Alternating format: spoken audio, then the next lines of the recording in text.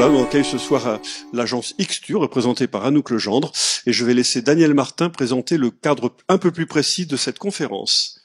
Voilà, merci Philippe, bonsoir à toutes et à tous. Voilà, c'est la 5e conférence que j'ai fini par appeler conférence ping-pong, puisque normalement les étudiants avec un enseignant, ici c'est Elle Commitman, dialoguent à un certain moment selon leur choix avec la conférencière ou le conférencier.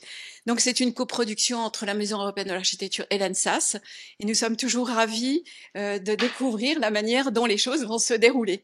Donc je ne vais pas être beaucoup plus longue parce qu'on va laisser la parole à Elke et à Anouk, bien sûr. Voilà. Merci beaucoup. Donc bonne soirée à tout le monde. Donc je suis contente d'accueillir aussi Anouk Legendre. On s'est rencontrés pour la première fois en 2013 lors d'un archilab à Orléans. Donc je vais faire peut-être quelques éléments sur votre biographie. Donc Anouk Legendre est architecte et cofondatrice de l'agence XTU à Paris. Elle a été formée à l'école d'architecture de la Villette, et puis elle a aussi fait, ça n'existe plus aujourd'hui, un diplôme d'études approfondies en aménagement à Paris 4 de la Sorbonne en 1988.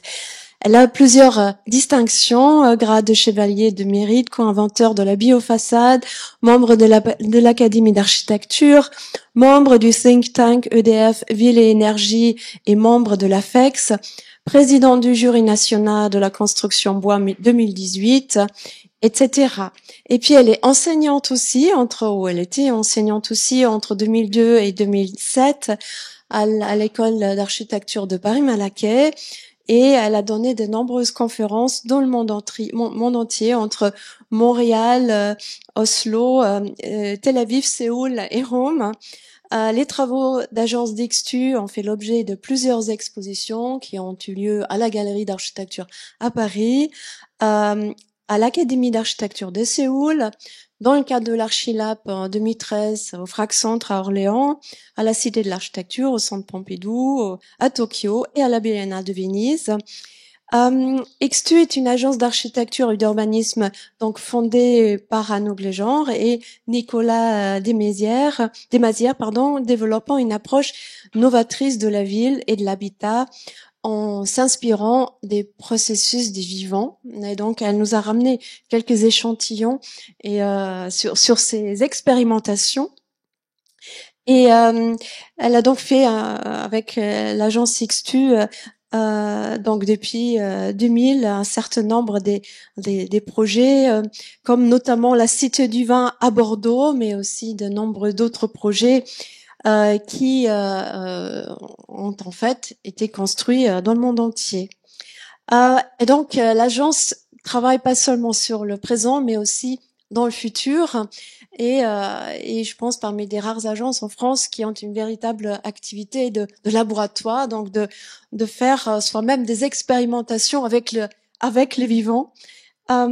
Et donc, je pense qu'elle va nous présenter ça à travers un certain nombre des projets. Et sans aller plus loin, j'ai voulu aussi dire que on a dans notre cours sur the everyday contemporary, on fait un cours sur l'architecture contemporaine. Ici à l'école, il y a 2 étudiantes, Anne et Juan, qui sont là, qui, j'espère qu'avec d'autres, vont vous poser des questions par la suite. Merci beaucoup d'être là. Bonne conférence. Merci.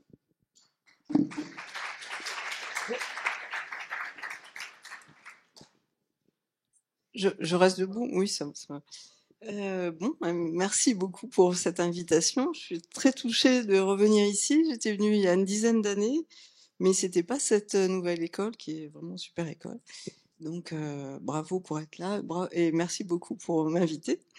Je vais vous présenter un peu une démarche qui a 2 grandes dimensions, une partie architecturale, parce que faut bien gagner sa vie, donc voilà, on fait des projets, on essaie de faire le mieux possible. À chaque projet, on essaie de faire des expériences, et parallèlement, dans les creux entre ces projets, on développe une activité recherche assez tournée sur le vivant et sur la collaboration avec le vivant, on va dire.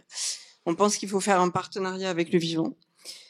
Mais bon, il y a aussi des évolutions plus récentes. On va chercher sur les matériaux. Par exemple, on est en train de chercher un béton avec des composants animaux à l'intérieur. Mais ça, je vais pas vous le montrer. C'est encore secret.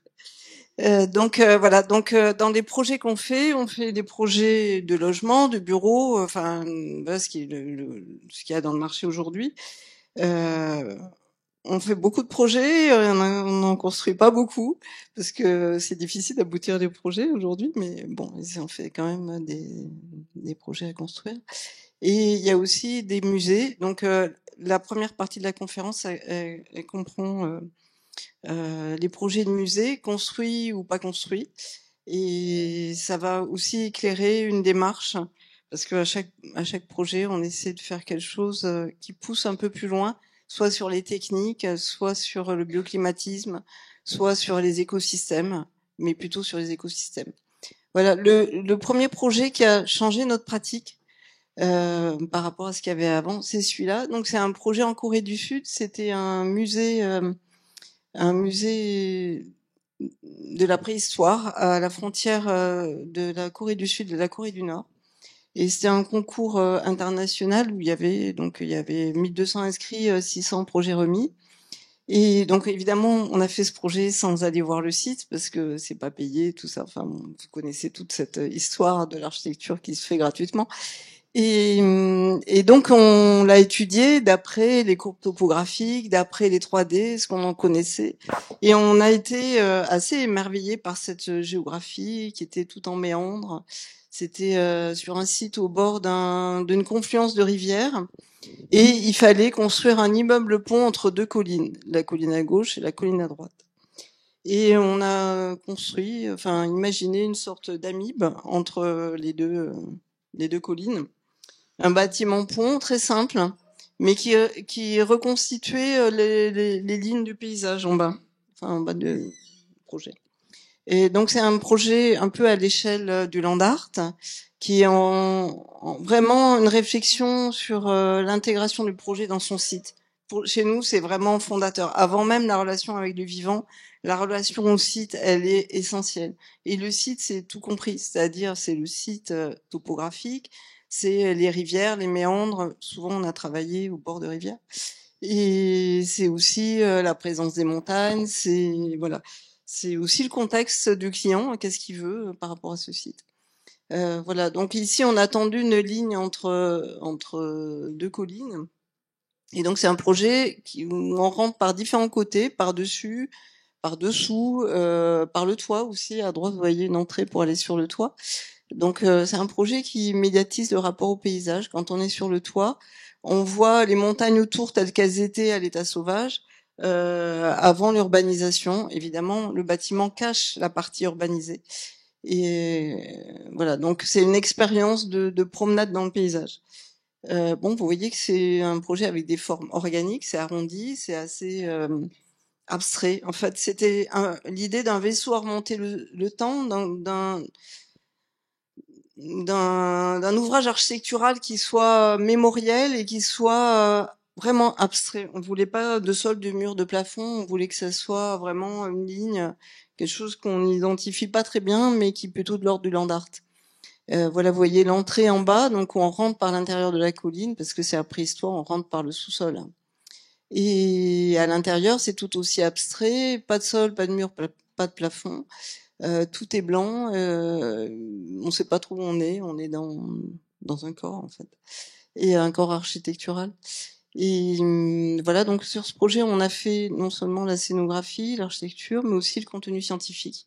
Il n'y avait pas de programme défini, il n'y avait pas d'objet à montrer. C'est difficile de faire un musée quand il n'y a rien à montrer. Et donc on a fait les contenus. Et c'est en faisant ça qu'on a compris qu'on pouvait faire autre chose comme métier que juste architecte. Qu'on pouvait dépasser nos limites parce qu'on pouvait travailler avec des scientifiques, développer un projet avec eux, et voilà. Et ça a engendré un peu une autre démarche par la suite qui va aboutir à la recherche que vous allez voir après. Ça nous a sorti de nos cadres en fait. D'autant plus que c'était en Corée, qu'on n'avait jamais fait de musée. Et on n'avait jamais travaillé à l'étranger, on parlait à peine anglais. Et donc voilà, il a fallu tout inventer, inventer les méthodes, inventer la muséographie, faire une muséographie autre chose qu'à la française, parce que les Coréens, ils détestaient la scénographie française. Et donc on a fait un benchmark avec nos clients pour tester qu'est-ce qui leur convenait, qu'est-ce qui leur convenait pas. Et donc on a inventé une méthode qui se pratique ni en France ni ailleurs, mais qui a très bien convenu aux Coréens. Et voilà, donc autre projet, donc c'est la Cité du Vin à Bordeaux. Donc ici, on est sur un site qui est au bord de la rivière, comme vous pouvez le voir. Donc on est dans le creux d'un méandre, à l'entrée de la ville. On est pas loin de la ville, mais surtout pas loin du port. Vous voyez, on est dans l'ambiance des ports. Et on était dans un site en reconquête végétale. Vous voyez la ripisylve tout autour. Et donc, on a fait un projet rond qui est travaillé sur le thème du flux, parce que c'est un cité du vin, donc le vin, c'est l'élément liquide. Et alors, il était là au milieu de l'eau, des méandres de la rivière, des méandres des collines autour. Et il s'est enroulé dans ces méandres successifs. Et il s'est enroulé en reprenant les mouvements du flux du public qui, vous savez, dans un musée, les gens ils tournent, il faut toujours revenir au point de départ. Et donc finalement, on conçoit le flux des personnes et après on dessine l'architecture autour du flux des personnes. Et ça tombait bien parce que en faisant notre projet, on a fait une petite enquête et on a rencontré les vignerons, et les vignerons eux aussi, ils avaient un truc qui tournait comme ça, ils tournaient le vin dans le verre. On s'est dit c'est un signe, on va faire le projet avec tout ça en regroupant. Et finalement, la forme, vous allez me poser la question après, pourquoi une forme comme ça? Ben, en fait, dans le programme, il y avait une tour qu'il fallait faire. Il fallait mettre un belvédère à 24 mètres, je sais plus. Et il fallait faire une scénographie qui était sur un seul niveau horizontal. Et donc, finalement, le projet, il fait le lien entre tout ça, toutes ces obligations du programme. Et c'est un projet qui change de forme suivant les endroits où on se place. Du côté de la rivière, il est plutôt plat. Du côté de la ville, il est plutôt haut et vertical. Donc ici, on est, vous voyez, très dans l'ambiance des ports. Hein. On pourrait être aussi à Tokyo, hein, d'une certaine façon. Et en fait, ces proportions qui changent, cette forme qui change, c'est parce qu'on voulait exprimer quelque chose de fondamental dans le sujet. Le vin, c'est énigmatique. On ne sait pas trop comment c'est. Ça a jamais le même goût, ça change de goût si on est heureux, pas heureux, si on est avec son amoureuse ou si on est avec son ennemi, c'est pas pareil. Et donc on voulait montrer ça, ce côté changeant du vin. Donc c'est presque quelque chose de vivant. Et alors là, puisque vous êtes architecte, alors on peut parler de la robe, de l'habillage, etc., de la géométrie. Vous avez vu le projet d'avant, le projet d'avant en Corée était conçu avec des géométries étudiées avec les moyens traditionnels géométriques sur Rhino. Enfin, on n'était pas en paramétrique. Ici, on a travaillé sur du paramétrique. On avait un nouvel outil, ça a complètement changé la donne. Et donc, c'est comme ça qu'on a pu faire ce projet dans ce budget très limité qui nous a été donné, en limitant les parties courbes, parce que bon, on se dit comment on peut faire un projet qui a l'air compliqué, etc. Ben, juste, on a fait quelque chose de simple. C'est-à-dire que, à part la courbe qui est tout à fait en bas, tout le reste c'est plat. Et justement, on a utilisé l'outil paramétrique pour donner l'illusion par la géométrie, par les mouvements tournants, que c'était rond, alors qu'en fait c'est fait avec des plats. Parce qu'en fait, les verres plats c'est moins cher que les verres ronds. Voilà. Donc, comme vous voyez, c'est aussi une robe aux couleurs changeantes, c'est un peu variable. Il y a un peu de doré dedans, parce que dans la ville, il y avait aussi du doré, des pierres dorées. Mais dans le doré, il y a aussi du blanc, et voilà. Et c'est jamais tout pareil, et ça change, parce que, ben voilà, c'est le vin, c'est comme ça, c'est parfois rugueux, et c'est parfois goulayant, comme on dit, là-bas. Voilà. Donc ici, vous voyez le projet, il y a aussi une forme organique, finalement, mais qui tient au flux qui ont fait qu'il est comme ça en fait, qui sont à son origine. Et donc quand on travaille sur des courbes, des fois il y a des complexités, donc du coup ça fait des complexités dans la robe. Et tout ça, ça a été rendu possible parce qu'on a travaillé sur le bois. Et donc ça c'est le premier lien avec le vivant. On voulait travailler sur le bois parce que pas de vin sans forêt. Et puis en plus à Bordeaux, ben il y a des grandes forêts autour, donc il fallait valoriser ça. Et nous, c'est dans notre éthique de toujours créer des filières locales à partir des projets phares qu'on fait. Et donc, en fait, vous demandé comment on a fait ce projet apparemment compliqué avec des principes simples. Eh bien, c'est très simple. On a des arcades en bois qui ont été découpées au robot, donc ça a été très facile. 400 arcades toutes différentes mais découpées au robot, donc ça devient simple. Qui sont pris dans des plans droits, donc ça aussi c'est simple. Et ça a permis d'absorber toutes les variations géométriques. Et par-dessus, on a mis une étanchéité qui est un seul détail sur l'ensemble du projet. Alors que d'habitude, dans les bâtiments, comme vous le savez, il y a des détails en haut, il y a des détails dans les coins, il y a des détails verticaux, il y a des détails dessous, etc. Et finalement, le projet simple que vous voyez, il est plein de complexité partout. Nous, on a fait une complexité apparente qui, en fait, est une simplicité de pose. Et voilà comment on a fait ça avec le budget d'un lycée. Donc, c'est-à-dire, c'était pas beaucoup pour un bébé pareil. Donc, vous voyez la construction, toutes les voûtes. Donc, c'est des grands arcs en lamellé-collé, découpés au robot. Donc, il y a 400 arches, en fait. On les a choisies les plus grandes possibles, en fait, de façon à pas avoir de coupe et d'assemblage sur le chantier. Et donc, vous voyez tous les différents modes structurels, depuis la charpente, après les voligeages qui viennent dessus, et voilà, jusqu'à l'intérieur. Donc, on vous montre quand même les photos du chantier parce que c'était particulièrement spectaculaire dans le chantier. Et à vrai dire, ça aurait été que nous, on aurait gardé que le chantier, mais c'est pas possible de faire comme ça parce qu'on voyait le ciel à travers et c'était trop fort. C'était comme une cathédrale en fait. Et donc un espace assez vertical qui est structuré par ces arches. Et voilà, donc avec c'est un univers de bois. Et donc quand on le visite, ben on rentre dans cet univers.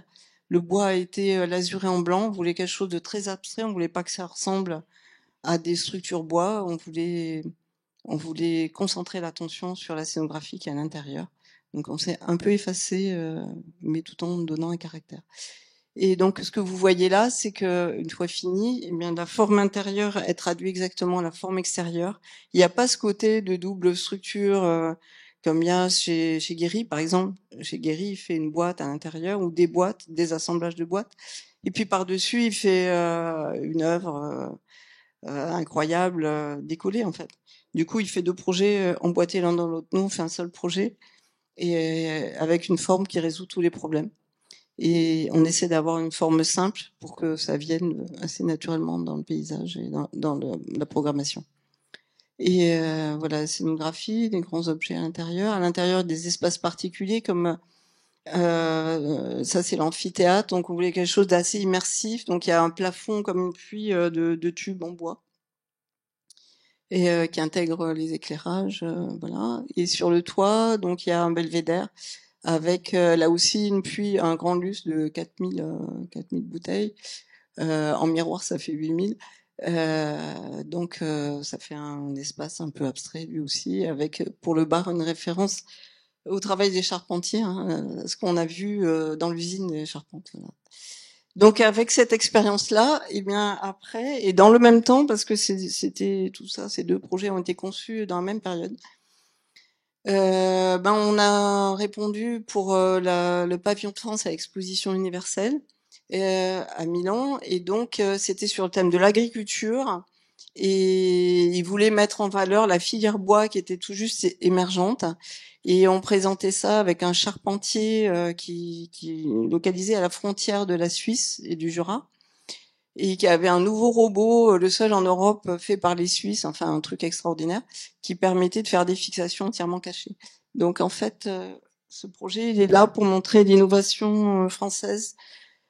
Bon, je suis en retard ou non, c'est bon. Et il est là pour montrer l'innovation française en charpente bois, et montrer qu'on peut faire un univers en bois qui fait à la fois la façade, les plafonds, la structure. C'est un peu comme une œuvre d'art, en fait, une œuvre conceptuelle. Tout est en bois, taillé dans un seul morceau. Et vous voyez qu'il y a des jardins en bas, donc c'est toute la filière agricole, c'est évidemment des jardins nourriciers. Et ce projet nous a permis de montrer non seulement l'objet que vous voyez là, mais aussi tout ce qu'on avait étudié, conceptualisé sur la ventilation naturelle et le bioclimatisme en s'appuyant sur le végétal. À savoir que dans ce bâtiment, on a caché des cheminées que personne ne voit et qui servent à faire à tirer l'air. Et on nous avait demandé de faire un bâtiment fermé et climatisé. On a fait un bâtiment ouvert en ventilation naturelle avec des cheminées qui tirent l'air. Grâce à ça, quand on organise des courants d'air, quand il fait très chaud, parce qu'il faisait très chaud à Milan, eh bien, on gagne 5 degrés de sensation de fraîcheur. Et si ça passe sur un jardin arrosé, comme c'est le cas, on gagne encore quelques degrés. Conclusion, pour un bâtiment ouvert et à l'air libre, eh ben, il faisait bien frais là-bas, alors que tout le monde avait chaud tout autour. Voilà. Et donc ici, vous voyez la charpente avec cette innovation qui fait qu'on voit pas les fixations parce que on vous dit des secrets, hein, c'est monté à l'envers. Et puis il y a des ferrures à l'intérieur des fixations au lieu qu'elles soient dehors.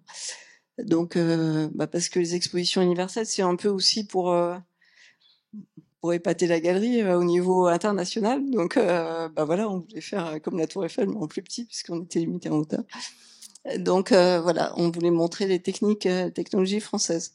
Donc ça a été conçu aussi avec les nouveaux outils paramétriques qu'on avait découverts avec la Cité du Vin. Et voilà. Et donc on a creusé dans la masse du bois des volumes, des plafonds, des endroits plus serrés, des densités, les poteaux des structures, etc. Les escaliers sont à l'intérieur des poteaux. Ça, c'est avec la scénographie. Donc, on avait demandé qu'elle soit uniquement au plafond parce que dans une exposition universelle, il y a beaucoup de monde et donc on voit surtout le plafond. Là, vous avez une vue de l'objet structurel, donc des charpentes qui sont arrivées, toutes numérotées, toutes préfabriquées. L'ensemble du projet a été construit en 12 mois, construit et conçu en 12 mois, concours compris. Ce qui est quand même très rapide et qui n'était pas évident. Et voilà, c'est un projet qui est toujours en attente d'être reconstruit parce qu'il fallait qu'il soit aux doubles normes italiennes et françaises. Donc il est stocké quelque part à Rodez. Si vous voulez le reconstruire, ne vous en privez pas. Et ça montre que le bois, on peut réutiliser en fait. Voilà, dans la même période et juste après, on a travaillé sur un grand musée à La Réunion. Alors là aussi, on retrouve la démarche par rapport à la topographie, par rapport au site. Là, on est sur un site volcanique qui est un site assez liquide dans son expression. On voit la trace du volcan partout. Et on est greffé sur une autoroute. Donc, vous voyez le parking en bas à droite et vous voyez le bâtiment en haut de la falaise, tout à fait en haut. Et c'est un bâtiment qui s'enroule et qui organise des courants d'air sur une zone en jardin dessous. Et donc c'est un projet sur l'organisation des courants d'air. Ça va vous paraître bizarre, mais on voulait vraiment faire une démonstration écologique de qu'est-ce qu'on peut faire avec le végétal et qu'est-ce qu'on peut faire avec les flux d'air et sans climatisation. Normalement, un musée, vous savez, c'est toujours climatisé, tout ça. Et là, on a obtenu des clients qui adaptent son programme pour qu'il y ait juste une micro-zone climatisée et que tout le reste soit avec des flux d'air, toujours pour gagner ces 5 à 8 degrés de sensation de fraîcheur. Et donc, c'est pour ça qu'on a un musée avec des trous qui laissent passer l'air. Et dessous, on a un jardin arrosé qui est arrosé avec les eaux qui viennent du bâtiment, qui sont nettoyées localement en phytorémédiation et qui arrosent le jardin. Voilà, tout ça parce qu'on pouvait pas rafraîchir autrement, on pouvait pas faire de puits canadien, toutes ces choses qu'on fait d'habitude, parce que dessous, c'est très chaud, c'est dans une savane sèche à l'origine, avec de la chaleur sur 8 mètres de profondeur, et c'est de la roche, on peut pas creuser. Donc il a fallu inventer d'autres techniques, en s'inspirant des techniques locales que maîtrisaient les gens de là-bas depuis plusieurs générations. Les techniques traditionnelles du courant d'air, en fait. Et voilà, donc ça donne cette architecture avec ces micro-jardins qui traversent le musée. Dessus, on a développé un toit suspendu en bois. Et l'idée, c'est de développer une filière bois locale ou une filière bambou même, toujours pour développer économiquement la région. Voilà, donc vous voyez le centre. Alors celui-là, il est complètement différent. Il y a 10 ans entre les deux projets. Hein. On vient juste de le sortir. C'est un projet qu'on vient de remettre le mois dernier Bon, c'est secret, j'ai pas le droit de le montrer, mais je vous le montre quand même. Et donc en Irak, c'est un musée des sciences en Irak. Dans une ville, Karbala, qui est une ville avec un sanctuaire en fait, et c'est payé par le sanctuaire. Et donc c'est un musée des sciences. Il y a une grande université qui se trouve à cet endroit-là, spécialisée en médecine, en astronomie et en mathématiques. Donc toujours pareil, comme sur les autres projets, on essaie de s'inspirer du sujet. Donc on a fait des ronds qui sont comme à la fois comme des cellules, des particules infiniment petits, mais aussi comme des objets célestes, l'astronomie, ou des objets mathématiques. On a cherché à trouver qu'est-ce qui pouvait faire le lien entre ces trois thèmes. Et dans les ronds concentriques que vous avez autour dans le jardin, mais il y a tout un système pour réhumidifier, récupérer les eaux, refaire un cycle de l'eau, faire un barrage contre le désert, parce qu'on est face au désert. Et voilà, c'est toute une stratégie contre le désert. Bon, voilà. Donc ça donne un projet assez abstrait avec des capteurs solaires bleus dessus, pardon, parce qu'on pouvait pas faire du noir, parce qu'avec la chaleur qu'il y a là-bas, c'était pas possible. Donc c'est aussi une centrale solaire. Et la nuit, on travaille sur la trame noire pour pas trop avoir de lumière en haut et pour pouvoir faire les projections. Il y a un observatoire à l'intérieur. Et au centre, c'est un grande salle panoramique où on voit le ciel. Donc voilà, plutôt un projet assez abstrait sur le thème en gros des mathématiques. À l'intérieur, comme il y a trois thèmes, trois piliers, la médecine, les mathématiques et l'astronomie, là vous êtes dans la partie médecine. Donc c'est aussi de l'organique, mais il fallait pas montrer le corps vivant. Donc on s'est concentré sur les cellules, les bactéries et ce qu'il y avait dans le cerveau, tout ça, tout ce qui était pas trop clivant. Et donc en plan aussi, c'est la même logique. C'est un peu comme pour les autres projets d'avant, hein, la forme et le plan, tout ça, ça va avec. C'est des ensembles qui tournent, qui se ferment, qui peuvent avoir des ambiances climatiques différentes. Et tout ça pour économiser l'énergie. Évidemment, là-dedans, on a aussi organisé des courants d'air aux heures où c'est pas trop chaud, c'est-à-dire il y en a pas beaucoup, mais il y en a quand même un peu à certaines saisons pour gagner un peu sur la consommation thermique. Voilà, autre projet qui est plus en rapport avec l'eau, et on va voir que l'eau est un thème assez fondateur chez nous. Donc il y a deux projets que je vous présente là. Après le désert, l'eau. Celui-là est à San Francisco. Donc c'était pour un client qui avait un aquarium sur la baie de San Francisco. Il voulait l'agrandir. C'était un aquarium marocain. Ils aimaient pas être déplacés, donc il fallait le faire avec un chantier pour être fait avec les requins en place. Bon, c'était une petite contrainte comme ça. Et donc on a fait une grande ombrière avec une grande charpente bois. Donc il avait vu notre projet de Bordeaux, donc il avait vu les charpentes en bois, tout ça. Et donc c'est une ombrière ventilée qui permet de mettre à l'ombre, faire circuler l'air. Pardon. Et bon, devant, vous voyez qu'il y a aussi quelques façades à microalgues. On va en parler après. C'est un toit solaire coloré. Et voilà. Et donc c'est une forme aussi un peu bio-inspirée, dans laquelle on va faire un gros travail sur le cycle de l'eau pour rafraîchir, à la fois pour la ventilation naturelle, mais aussi pour nettoyer l'eau en utilisant des jardins humides qui reproduisent l'écosystème originel de la baie de San Francisco, avec des joncs et qui nettoient, des animaux qui nettoient l'eau aussi, etc. Donc il y a tout un truc pédagogique autour de ça, de ce cycle de l'eau, qui va avec la définition de contenu. J'ai oublié de dire, ce musée, c'est un musée de l'écologie de la baie de San Francisco. Donc ça parle de la destruction par les humains, ça parle de la reconstruction possible, de ce que font les ONG aujourd'hui et de ce que apporte la nature. Donc ça raconte ce que la nature peut nous apporter demain dans les villes et le partenariat qu'on peut faire avec le vivant. Voilà, donc toutes les installations extérieures, c'est des installations de filtration de l'eau. À l'intérieur, vous voyez les charpentes en bois.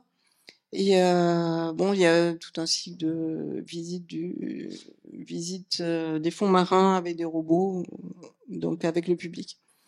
Donc autre projet sur le cycle de l'eau, donc c'est la Jamaïque, c'est pour le même client d'ailleurs, l'écotarium de San Francisco. Et sur un site qui était assez beau, on n'avait pas envie d'y toucher, donc on s'est appuyé juste sur trois petits points. Et donc ces trois bâtiments en forme de corail en fait. et avec une structure inspirée par les coraux et qui repose juste sur quelques petits points. C'est un peu une ombrelle en équilibre en fait. Et les trois se tiennent l'un l'autre, donc pour que ça tombe pas en fait. Et voilà, donc c'est un musée de la mer et de l'écologie de la mer, donc ça raconte aussi l'histoire des mangroves et à quoi ça sert. Et ça a pour but de sensibiliser la population à la pollution de la terre qui engendre la pollution de la mer avec tous les dégâts qu'on connaît. Donc d'où le travail sur les mangroves artificielles à gauche et même à droite aussi. Et d'où l'organisation biomimétique du projet, donc avec donc vous voyez ce projet est plus récent que les autres, donc c'est plus biomimétique, mais c'est aussi plus compliqué à faire. Donc c'est la structure, c'est un peu comme des os en fait, et donc ça permet de faire la structure du bâtiment. Donc la forme des coraux inspire à la fois la façade, la structure, l'intérieur. Là, vous voyez, bon, c'est pas très évident à comprendre ce schéma, mais en gros, au milieu, il y a du côté écologique, il y a un grand toit solaire. À droite et à gauche, il y a des systèmes de filtration avec la nature. À l'extérieur avec les mangroves, à l'intérieur avec des microalgues, et on voit venir tout le savoir-faire des microalgues qu'on a développé, qui rentrent déjà dans ce projet à différents niveaux. Pour filtrer l'eau, pour nourrir les poissons, pour démontrer ce qu'on peut faire avec le vivant pour les villes, puisque dans un aquarium, il y a beaucoup d'eau à filtrer, donc c'est un vrai enjeu. Voilà, vue de l'extérieur, donc avec une robe, donc cette couleur, c'est vraiment la couleur qu'il y avait sur place. Vous voyez aussi la mangrove reconstituée autour. Et à l'intérieur, donc, on a fait aussi la scénographie avec le client. Par exemple, là, on a mis des méduses, des forêts de méduses en fait, qui sont des indicateurs de la pollution. Bon, avec une petite référence à Alto quand même. Et donc pour la nuit, on a travaillé sur une trame noire avec du biomimétisme aussi, en utilisant les microalgues qui sont sur place, des microalgues phosphorescentes de la baie. Et donc on intègre à l'intérieur des façades avec les techniques qu'on développe par ailleurs sur les biofaçades. Je vais expliquer après, je peux pas tout expliquer en même temps. Dernier projet de musée, donc celui-là est au Galapagos, toujours pour le même client. Et donc c'est plutôt un projet sur la disparition. Au Galapagos, il faut pas qu'on fasse des grands gestes, il faut préserver la nature. Donc il voulait accueillir le public sans que ça dérange trop la nature. Donc on a un projet très minimal, qui est juste un soulèvement du sol et qui montre à voir, mais qui est assez discret dans le paysage. Tout ça pour dire que pendant ces différents projets à différents endroits du monde qui se sont faits pour certains, qui se sont pas faits pour d'autres, suivant que les clients avaient réussi à rassembler des finances ou pas, on s'est déplacé et on a vu des villes, d'autres villes que l'Europe et notamment toute l'Asie.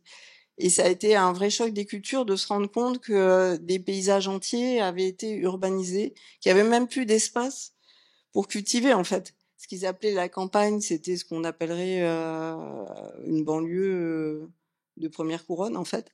Et même les vaches, elles étaient dans des bâtiments. En fait, il n'y avait pas de champs en fait. Donc on s'est dit, ben si c'est ça le futur du monde, ça va être quand même difficile dans le futur.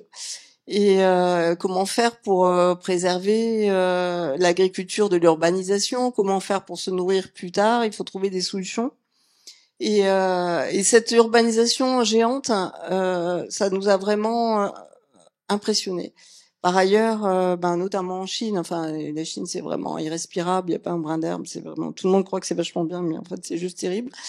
Et on a aussi été impressionnés par l'invivabilité de ces atmosphères, le fait que les gens devaient tous avoir des machines pour respirer chez eux, etc. Et on s'est dit peut-être qu'il faut faire autre chose. Peut-être qu'il faut s'inspirer du vivant et peut-être il faut ramener un peu de sauvagerie dans tout ça et peut-être ça va changer les choses. Et en cela, on a été inspiré par ce qui se passait à La Réunion sur notre musée qu'on avait fait. Dans les champs de lave, au bout de 2 ans, il y a des plantes qui poussent et ça a beau être complètement terrible et aride et voilà et la catastrophe que malgré tout le vivant est là et il revient. Donc on s'est dit on va chercher des solutions pendant les temps morts de nos projets, le temps que les maîtres d'ouvrage décide entre les phases et les étapes, le temps qu'ils trouvent les sous pour faire les projets, on va développer des expériences. Et donc, on a développé 2 types d'expériences dans 2 domaines. L'un sur tout ce qui était végétal organisé, les façades végétales, mais aussi les jardinières et des choses plus simples. Et puis les façades à microalgues, comment utiliser le plancton pour nourrir les humains dans le futur. Et voilà, peut-être qu'on pourrait obtenir comme ça un bâtiment photosynthétique ou quelque chose comme ça. Voilà, en cela, on s'est inspiré du petit animal que vous voyez en bas au milieu là. Elysia chlorotica, c'est un charmant animal qui a une forme de feuille, mais qui vit dans les mers du Sud. Et en fait, c'est une limace, c'est un animal, et il est capable de faire la photosynthèse parce qu'il fait une symbiose avec une algue. Au lieu de la digérer, il prend les chloroplastes de l'algue, c'est-à-dire les cellules photosynthétiques, il les range sur son dos, et après, il a plus besoin de manger, il est autonome. C'est génial. Et donc on s'est dit on va faire pareil avec les bâtiments, on va faire des bâtiments photosynthétiques et comme ça on va pouvoir nourrir les villes avec des protéines végétales et sans tuer les animaux et ça va être trop bien. Et donc voilà, tout ça c'est la base et ça a donné une première ville qu'on a appelée X-City, qui était une ville utopique avec 2 types de bâtiments. Donc c'est un peu le contre-type de la Défense dans les dimensions. C'était une ville flottante, la même taille que la Défense à peu près, modestement. Et donc il y avait des bâtiments de bureaux et des bâtiments de logement. Les bâtiments de bureaux, ils étaient avec des façades avec des tubes pour cultiver les microalgues. Et les bâtiments de logement, ils avaient des façades en nid d'abeilles avec des bétons qui laissent pousser les plantes, c'est-à-dire un anti-béton. Parce qu'aujourd'hui, on fait des bétons qui empêchent les plantes de pousser. Donc c'est tout étudié, anti-algues, anti-plantes, anti-tout. Et on s'est dit, si on faisait l'inverse, peut-être ça serait bien et on aurait moins chaud dans les villes. Donc voilà, donc ça c'était la base. Et donc après on s'est dit, ben on va essayer de le faire, enfin pas la ville, mais au moins les procédés. Et on va déposer des brevets, et puis après on va essayer de passer à la réalité. Et donc on va faire des tests. Et quand on n'avait pas des grands laboratoires et tout ça, ben on l'a fait avec nos petites mains. Le soir, tous les soirs, on coulait du béton, par exemple, à l'agence. Pendant 4 mois, à la fin, les gens, ils en avaient mal au bras, tellement, voilà. Et donc, sur ces essais en béton, on a essayé différentes granulométries, différentes compositions chimiques du béton, et on a essayé aussi, on a testé des gammes de plantes en collaboration avec l'université. Et on a regardé comment ça venait. Évidemment, au début, c'était très bien, mais après, dans le temps, ça marchait moins bien. Et c'est pas toujours facile de faire pousser dans le béton, mais ça a donné des choses un peu rigolotes avec différentes espèces. Et donc un premier brevet à ce moment-là. Après, on a fait une collaboration avec un industriel qui, ayant vu ça, nous a dit ben on pourrait faire ça sur les façades en terre cuite. Donc on a fait une version avec de la terre derrière, quand même cachée. C'était quand même plus simple que le béton. Et ça marchait bien. Et c'était un mur végétal comme on voit aujourd'hui, mais très sauvage et très simple. On ensemençait la surface en fait des sacs de terre qui étaient derrière, et très résilient, c'est-à-dire le contraire de Patrick Blanc en fait. Et après on s'est dit on pourrait faire aussi sans l'industriel, ultra low-tech. Parce qu'on s'est quand même posé la question du high-tech et du low-tech. Faut-il faire high-tech et avec plein de technologies, ça coûte hyper cher et finalement le bilan écologique global il est peut-être pas très bon, ou avec presque rien et ça coûte rien et c'est fait avec ses petites mains et peut-être ça marche aussi. Et donc là c'est après 15 jours sans l'industriel, donc juste avec des sacs. Alors c'est un peu brut, hein, on est d'accord, ça ressemble à un truc de sortir de la guerre. Et ça pousse quand même. Et puis au bout de 2 ans, ça donne ça, c'est assez autonome et ça marche plutôt bien. Et voilà. Donc ça, c'était les murs végétaux. On a vu que c'était quand même pas toujours facile et pas toujours évident. Et on s'est intéressé aux jardinières. Et comme chez nous, à l'agence, on avait des grandes jardinières tout autour de notre agence, ben on a planté une forêt dedans, une forêt de saules. Donc là, sur cette photo qui est assez récente, elle a déjà 10 ans, on voulait voir comment ça dure dans le temps. Parce qu'en fait, tout le monde fait des expériences et au début, ça marche toujours. Hein, ici, ça marche toujours, mais c'est pas toujours résilient et ça demande peut-être beaucoup de soins au bout d'un certain temps. Et donc, ce qu'on a cherché à faire, c'est des systèmes résilients qui durent et qui sont quasiment autonomes. Et ça, finalement, la jardinière, c'est pas mal. En fait, c'est très simple. On fait juste un goutte à goutte avec de l'eau. Après, il faut voir la question de l'eau, et ça, c'est ce qu'on va voir après. Donc, on a testé la résilience, et oui, c'est résilient. Et en plus, on a plein de biodiversité. Donc ça, on en témoigne. On vit au milieu des oiseaux, et c'est juste génial. En fait, je vous conseille de faire ça. C'est juste génial, parce qu'il y a des oiseaux qui viennent tout le temps et tout, donc c'est pas mal. Et donc après, on a gagné Réinventer Paris sur un système équivalent, mais plus... bon, c'était une innovation avec un balcon qui fait jardinière. Donc c'était le système de Boéry, en fait, mais au lieu de faire une jardinière sur le balcon, c'est le balcon lui-même qui fait jardinière. Et ça, on est en train de le construire aujourd'hui. Et ça permet de faire un projet qui travaille sur la biodiversité suivant les orientations et suivant les hauteurs. En fait, c'est ce que vous voyez en haut. Donc, c'est une expérience. Et donc, c'est ça. C'était un peu long à sortir. Et parce qu'il y a eu le Covid et tout ça. Et donc, voilà. Ici, vous avez une vue du chantier. Donc, chantier qui est en train d'aller vers la fin. Donc, avec ces balcons qui sont assez grands, ils font 10 mètres carrés à peu près chacun. Et donc ça va faire une petite forêt verticale. Et donc fort de ces expériences sur les jardinières et voilà, donc les systèmes avec de la terre finalement, on s'est dit pourquoi on n'en profite pas pour essayer de faire un système où on rafraîchit naturellement dans les endroits chauds avec le végétal. Et donc ce projet qui se trouve au port, donc c'est dans l'Ouest indien, c'est à La Réunion. Donc c'est un projet de bureau avec des jardinières filtrantes qui sont tout le long des bureaux. Donc on organise des courants d'air qui passent dessus et ça rafraîchit donc de 5 à 8 degrés. Et ces jardinières sont alimentées par les eaux grises du bâtiment qui sont nettoyées par les plantes. Donc on fait un cycle complet de l'eau. Parce qu'on l'a vu dans le projet d'avant, ça marche bien, c'est résilient à condition d'avoir de l'eau. Donc forcément, il faut s'occuper de la question de l'eau. Et de l'eau, il y en a plein dans les villes. On pense à la sécheresse, mais en fait, les villes sont comme des fontaines d'eau sale. En fait, il faut juste la récupérer et la nettoyer. Donc ici, vous voyez en bas à droite le système, l'eau qu'on récupère, on la stocke, on la nettoie et on la nettoie même avec les plantes. Et donc ça donne ce projet de bâtiment fontaine finalement, qui va rafraîchir l'environnement, nettoyer l'eau et amener l'eau dans les jardins aussi. Ce système, on l'a aussi développé à Montpellier, donc en France pour des logements. Donc dans les logements, on n'a pas le droit d'utiliser de l'eau sale. Donc on a fait une stratégie différente. On a pris toute l'eau qui tombe sur le bâtiment pendant toute l'année et on a calibré les quantités de jardinières à l'eau produite et qu'on stocke intégralement sur toute l'année et on la redistribue au fur et à mesure des périodes chaudes. Et toujours avec le système de la ventilation naturelle. Donc en fait, l'idée, c'est de faire alliance avec le vivant pour rafraîchir les flux d'air, notamment dans les endroits chauds. Et voilà, donc c'est un concours c'était en face d'un parc, donc il fallait aussi continuer le parc. Donc c'est un peu le thème du parc vertical. Voilà. Et parallèlement, on a aussi fait des expériences avec des bâtiments avec des serres en façade qui font ombrière en été et qui font serre double pot en hiver. Donc ça a été construit, c'est à Nanterre. Et sur le toit, il y a des potagers collectifs. Et d'ailleurs, cette expérience, on la suit depuis sa construction.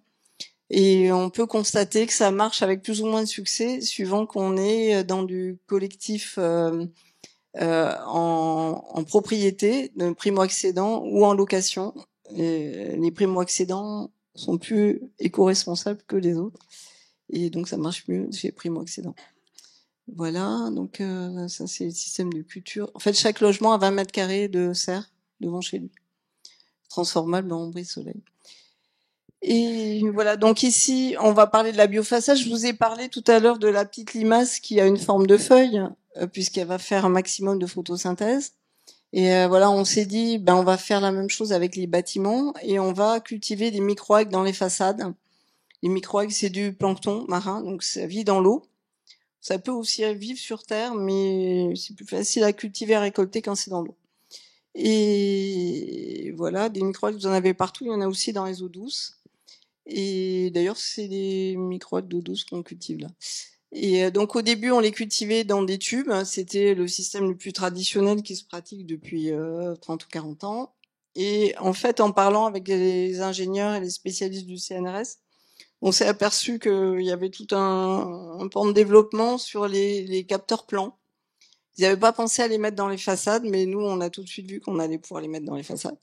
Et donc, on s'est dit, on va faire comme Elysia chlorotica, on va faire des cellules captatrices sur les façades qui vont alterner avec les verres clairs, en fait, hein, parce qu'il faut quand même voir dehors, et qui vont permettre de cultiver des microalgues pour faire des aliments, des super aliments, des médicaments, des choses comme ça. On fait pas d'énergie parce que ça ne rapporte pas assez, les bilans sont pas bons avec l'énergie. Voilà, donc les microalgues, ça ressemble en gros à des cellules, hein, et puis différents systèmes de culture. Ah bah je vous en ai emmené, d'ailleurs, il y a un petit flacon là si vous voulez voir. Et c'est de la spiruline celle-là. Donc c'est increvable celle-là, ça fait plusieurs années qu'on les a et qu'on les renouvelle. On les repique régulièrement. Et donc avec ça, on s'est dit comment on pourrait développer des villes productrices à partir de ça, soit avec des systèmes horizontaux sous des tubes, des ombrières de microalgues pour mettre à l'ombre le bâtiment tout en ayant de la production. Donc ça, c'est un projet qu'on avait présenté justement à Archilab.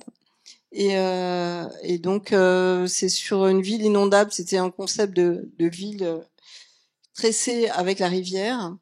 Et donc une ville sur pilotis avec ça s'appelait Fresh City, donc toujours l'idée de rafraîchir avec les courants d'air, avec l'eau de la rivière inondable, au lieu de construire dans des villes qui sont séparées des rivières, qui sont canalisées et tout ça. Et donc toujours l'histoire de renverser un peu le truc qu'ont fait les humains pour retrouver le système de la nature qui finalement fonctionnait pas si mal. Donc là, on a des microalgues qui servent de protection solaire, qui servent à rafraîchir les flux d'air naturels, et c'est rafraîchi aussi par la rivière qui est dessous. Voilà, donc c'était la région de Nice. Donc là, on était dans un système tubulaire. Et donc les systèmes tubulaires, on les a aussi développés pour des bâtiments verticaux.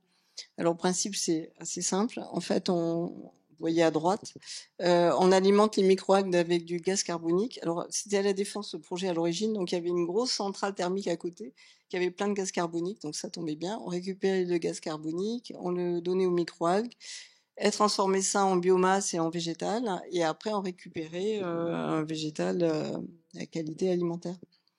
Et donc ça recouvrait tout le bâtiment. Et donc voilà, et ça fait un univers un peu biologique comme ça sur le bâtiment. Là, vous voyez en plus gros Elysia chlorotica. Et après ça, on est parti sur des systèmes avec des cellules plates. Donc c'est ce que je vous ai montré tout à l'heure, avec un deuxième brevet. Donc on a été les premiers à avoir ces brevets d'ailleurs. Et pour cultiver en mûrido. Et donc ça donne des façades qui sont en fait des façades vivantes parce qu'elles sont remplies d'algues vivantes que quand on les stresse, elles vont changer de couleur. Et ça fait partie du mode de culture des stressés. Donc peut-être certains jours elles sont vertes, mais le lendemain elles vont être rouges. Donc c'est un peu comme un bâtiment qui rougit un peu, on va dire. Et donc il a fallu développer la technologie parce qu'on s'est dit c'est pas tout de faire des images, des idées, mais il faut le faire en vrai.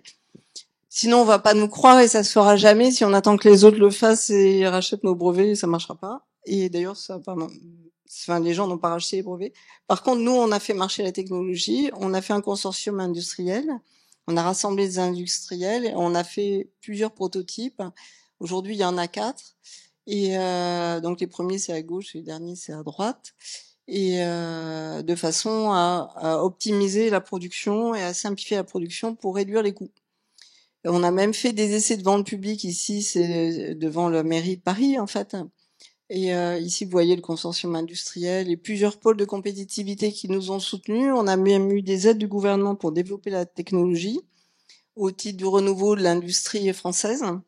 Donc on a quand même eu 4 millions de fonds pour faire ça, donc c'était pas mal. Et on a même fait un prototype industriel sur 4 niveaux pour vérifier que ça marchait avec tous les automatismes, etc. Donc ce procédé peut marcher pour des tours, pour des bureaux. Donc par exemple ici, donc c'était un concours pour devant TGI à Paris. Donc des bureaux avec la moitié des façades en façade alimentaire à microalgues. Et on a gagné ce concours de Réinventer Paris pour cultiver des microalgues en façade et sur le toit. Vous voyez le schéma à droite avec les cultures sur le toit, les cultures en façade et les locaux techniques qui sont en bas. Et donc ça c'était différents essais, le prototype en cours de construction.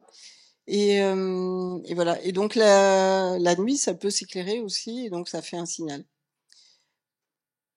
Tout ça, c'était de la biotechnologie, et c'est toujours de la biotechnologie. Et en fait, pour développer ça, ça s'est heurté à des freins. Donc on s'est dit, il faut aussi réfléchir aux freins mentaux qu'ont les gens vis-à-vis des microalgues, parce que quand les gens pensent algues, microalgues, ils pensent tout de suite aux plages avec les algues toxiques, les chevaux qui meurent, le truc qui est un peu pas trop ragoûtant, quoi. Donc on s'est dit, il faut faire des systèmes plus simples, low-tech. Et donc on avait développé ça pour Archilab d'ailleurs. Donc c'était un peu la ville sous perfusion du végétal. Donc on avait fabriqué ça avec un fabricant, un industriel de poches à perfusion. Donc comment faire un système simple et pas cher. Donc chacune des pièces a été à 2 €, c'était pas trop cher. Et donc c'était un petit manifeste sur comment la civilisation peut s'aider avec le vivant, notamment pour se nourrir. Donc un principe de bouillotte en fait à algues qui se place sur les façades des bâtiments. Après, on a développé d'autres systèmes encore plus simples pour cultiver des algues chez soi, et on fait ça, on pratique ça à l'agence tous les jours aujourd'hui. Et donc c'est dans des grandes bouteilles géantes qu'on peut mettre chez soi et qu'on peut assembler même pour faire des lustres à micro-algues. Et dernier projet là-dessus sur ce thème. Donc c'était une proposition. On avait été consulté par Dior pour faire son siège, mais ils voulaient pas des algues vertes parce que c'était pas dans les couleurs autorisées de la marque. Et donc ils voulaient qu'on travaille sur le rouge. Il y a des micro-algues rouges aussi. Donc on avait travaillé sur. Alors il y avait tout un cahier des charges avec les références aux fleurs, machin. Enfin il y avait tout le cahier des charges Dior, quoi. Et donc on a travaillé sur une biofaçade ronde. Avec un mouvement circulaire. J'ai pas expliqué, mais dans les biofaçades, on travaille sur le design du flux à l'intérieur de double vitrage rempli d'eau. Et là, du coup, avec le rond, ça marchait bien. Et donc, on travaille sur les algues rouges avec une évolution, les arrière-fonds il y a des animations avec des LED derrière. Voilà, ça fait un truc mystérieux qui reprend le thème de Dior, mais sur un mode différent. Bon, c'est pas passé. Ils ont mis des vraies plantes avec des roses à la place. Mais bon, on devrait essayer. Depuis, vous vous demandez qu'est-ce qu'on fait. Toujours des petits projets avec des microalgues, mais avec la récession et le post-Covid, en fait, il y a une telle baisse de l'activité immobilière que déjà les promoteurs, ils n'arrivent pas à se payer les bâtiments, donc ils peuvent pas non plus se payer les microalgues. Donc on travaille sur des matériaux. Là, je vous en ai amené. Donc ça, c'est des essais avec des champignons, des biomatériaux à partir des champignons, avec plus ou moins de succès. Des fois ça marche, des fois ça marche pas. Et voilà, il y en a d'autres sur lesquels on travaille donc avec des bétons sans béton, avec de la chaux. Et de la chaux, de la terre, différents mélanges, et puis des déchets aussi. Donc, on a une grande campagne de projet, un grand campagne d'expérimentation sur la réutilisation des déchets dans le béton, et notamment sur les origines des bétons et les déchets issus du vivant, et notamment des animaux. Et voilà. Et donc, la tendance actuelle, vous vous posez tous la question du bas carbone, c'est quand même nouveau. Et c'est faisait partie des questions. Et donc voilà, donc j'ai présenté là un projet assez récent sur lequel on travaille en ce moment, qui est toujours en concours. Enfin, c'est des concours longs qui durent 2 ans en fait. Maintenant, tout s'est rallongé dans le monde de l'architecture. Et on a travaillé sur des matériaux géosourcés et biosourcés, donc bois, bois béton, non pas trop bois béton, mais plutôt bois et bois pierre, pierre massive. Et donc avec voilà, donc là c'est tout un îlot. Il y a plusieurs architectes et on est coordinateur de l'îlot, et c'est la fabrication d'un écosystème à partir du bâtiment fontaine. Donc celui-là il est en pierre et et avec du végétal. Et donc à partir d'un bâtiment de fontaine central qui rafraîchit une cour intérieure, et après on organise des courants d'air tout autour. Et c'est un peu ce que vous voyez là. Donc vous voyez l'écosystème avec les différents layers écologiques qu'on nous demande.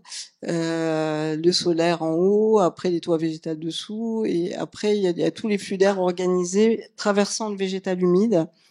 Et donc notre bâtiment fontaine, qui est celui qui est à droite, celui qui est au centre, il nettoie l'eau des bâtiments. En fait, on récupère toutes les eaux grises du bâtiment, soit pour les toilettes, soit pour le jardin, soit voilà. L'idée, c'est de tout réinfiltrer dans l'écosystème naturel, au lieu de l'envoyer dans des usines à eau qui après vont l'envoyer dans les rivières, qui après vont l'envoyer dans la mer, et après c'est confisqué à l'écosystème. Nous, on rend à l'écosystème. Et donc ici sur le toit, vous avez une expérience de phytorémédiation des eaux grises, donc c'est là où c'est vert sur le toit, avec les plantes qui vont alimenter donc des jardinières, comme je vous ai montré, comme celles qu'on a à l'agence, et comme des jardinières filtrantes qui vont alimenter à leur tour le jardin. Et donc du coup, en fait, le végétal est utilisé comme diffuseur d'humidité, et en fait, c'est cette humidité qui rafraîchit avec l'association avec le courant d'air. Donc en fait, on est architectes des courants d'air en fait. Et voilà, donc après il y a toute l'approche matériaux, parce que alors le bas carbone, c'est assez aride. C'est des calculs sur les matériaux, les performances, etc. Et bon, je veux passer rapidement, mais ça permet de redécouvrir la pierre massive, ce qui est quand même assez intéressant. Et puis les nouveaux isolants biosourcés, etc. On vous a mis ça parce que il y a un petit volet friche chez nous qui est arrivé là récemment, et avec deux bâtiments un peu emblématiques d'une attitude qui est contraire à l'attitude habituelle en aménagement, mais qui est un peu une attitude manifeste. Ici, c'était une ancienne usine des eaux qui était à côté de Paris, à Ivry, construite par Perrault il y a une quinzaine d'années, et dont il s'était malheureusement aperçu au bout de 4-5 ans qu'ils en avaient pas besoin, ils l'avaient construit pour rien, c'était dommage. Et donc ils voulaient faire un projet d'urbanisme à la place, donc détruire l'usine et tout ça, alors que les bassins étaient neufs, que tout fonctionnait, enfin voilà, c'était du délire quoi. Et donc le cahier des charges demandait de construire sur les bassins ici. Et l'usine était là-haut, là où vous avez le sous-bassement. Donc on gardait le sous-bassement, on creusait dedans et on construisait à l'intérieur du bâtiment. Mais les bassins extérieurs, en fait, ils demandaient de les construire, en fait. Et nous, on s'est dit, on peut pas faire ça. C'est pas possible construire une grande usine à eau avec tous les frais que ça représente, etc. Et après de tout casser pour urbaniser. Ça va vraiment pas. Donc on a proposé de garder ça en eau, puisque tout l'équipement était là, il était gratuit, et ça coûtait moins cher que de le détruire, et d'en faire un grand jardin d'eau pour la région d'Île-de-France, et même de faire à la fois des activités dessus, culturelles, agricoles, etc. Et on avait des partenaires qui élevaient des poissons, ça tombait bien. Et donc voilà, donc c'est tout un projet d'écosystème à la fois culturel et agricole là-dedans, avec les bâtiments qui sont construits sur l'ancien bâtiment de l'usine, plus dense, il est vrai, mais au moins on jette pas un équipement, et on en fait un projet pour la population. Et donc voilà, donc c'est un peu la plage à Paris.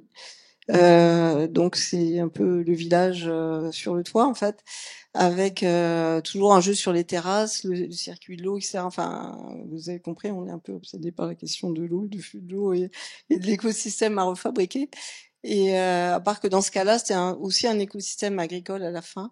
Et donc on avait rassemblé plein de partenaires. En fait, c'est comme un partenariat industriel en fait. Là, vous avez les schémas des différentes fonctions agricoles qu'il y a autour, les cycles de l'eau qui vont permettre aussi de faire de la géothermie sur place, on nettoyait aussi des eaux sales, enfin, tout était en cycle fermé. C'était un projet sur l'autonomie, en fait, et on fabriquait évidemment des aliments. Là, je vais passer rapidement. Donc, c'était un projet de ville agricole, c'est pas une friche. Et donc, c'était un projet manifeste sur le site de Gonesse, en Réinventer Paris. Où ils avaient exproprié les agriculteurs pour construire une ville. Et nous, on a dit, ben en fait, on va construire plus dense que prévu, mais sur 3 fois moins d'espace que prévu, et on va s'associer avec des agriculteurs qui vont continuer à cultiver. Et donc voilà, donc ils cultivaient dessous, dessus, et voilà, on avait gagné la moitié de l'espace par rapport à ce qui était prévu à l'origine. Donc c'est un manifeste sur la construction agro-urbaine, et il y avait des pépinières à l'intérieur entre les bâtiments. Et ça, c'est pour vous donner la dimension écosystémique qui finalement arrive assez naturellement à la suite de ce qu'il y avait avant en fait, et de la réflexion sur le vivant.